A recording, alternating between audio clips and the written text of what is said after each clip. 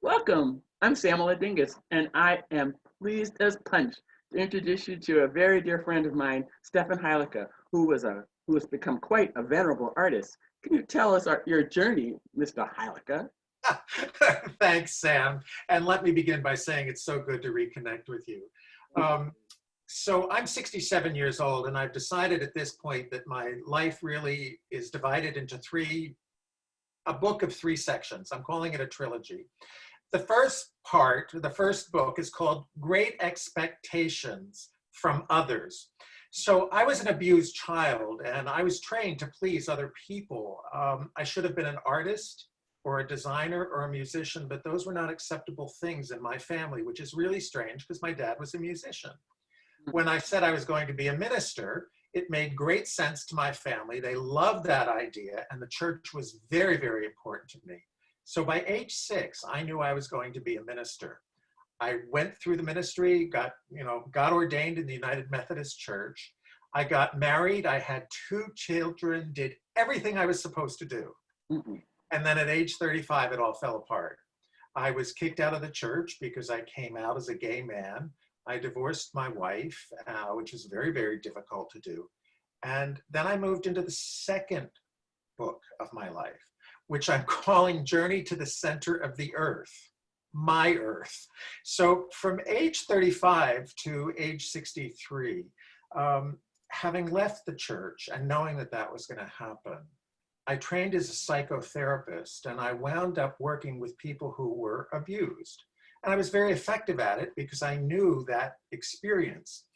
And it was during this time that I really began to discover my own voice as a gay man, as a man who was exploring what it meant to do things other than what was expected of him. I entered into a relationship that lasted for 30 years. And then in 1999, I took a human enrichment course that changed my life. It was so profound. It was October of 1999. I realized that I really did want to be an artist. And I made the commitment that someday I was going to be an artist. So I was doing 2 things. Up here, I'm being the psychotherapist. I also started an interfaith church at this time, reclaiming the whole importance of spirituality to me. And down here, I'm beginning to study art, really, really immerse myself into it, which I've essentially been doing all my life. I love the arts. So in that time period from 35 to 63, there was also this very profound sense of kind of despair. It's just, something's not right, something's not right. And in 2016, I left my husband of 30 years and then committed myself full-time to the arts.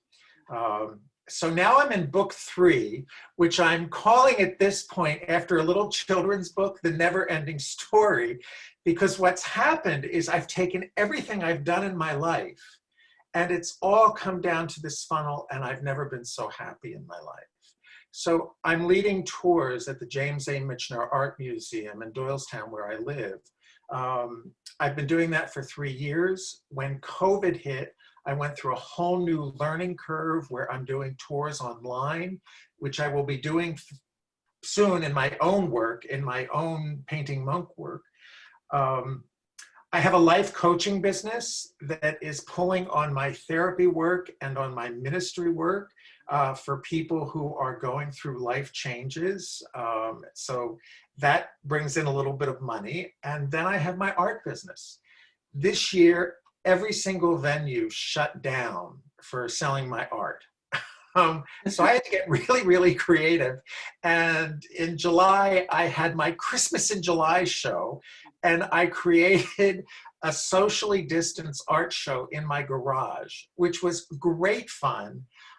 And what blew my mind, Sam, is the garage was open for only 4 hours, and I made $3,000 with my artwork. Wow. And my goal in life at this point, and it's gonna happen, is to be an internationally known artist. So I was actually supposed to be in Finland at this point, planning a show.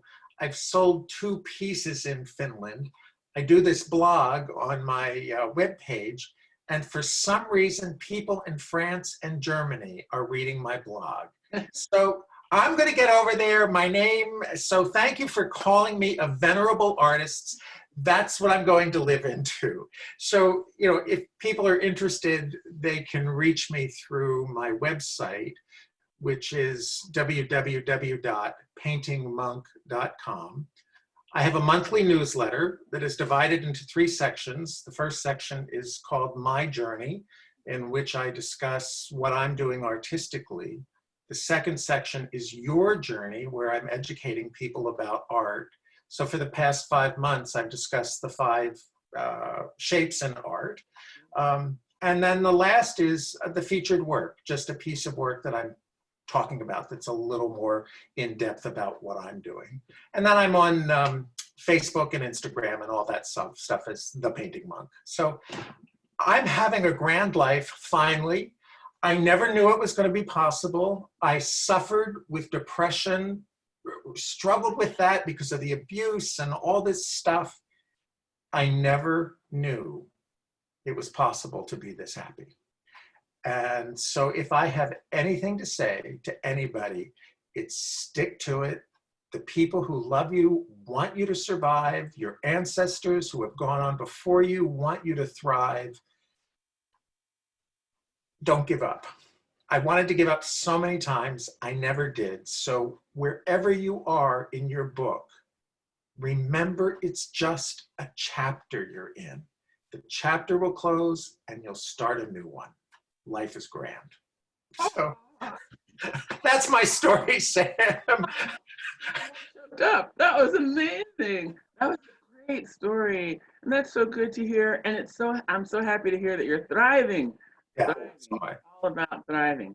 And I'll be sure to put the links in the Facebook comments for your webpage, and I'll probably put all the other social media links in as well. And be sure to have people visit your website so that they can see some of the beautiful art that you've done up to now. And thank you so much. Working on. I'm so grateful. I'm so thankful, and I love you.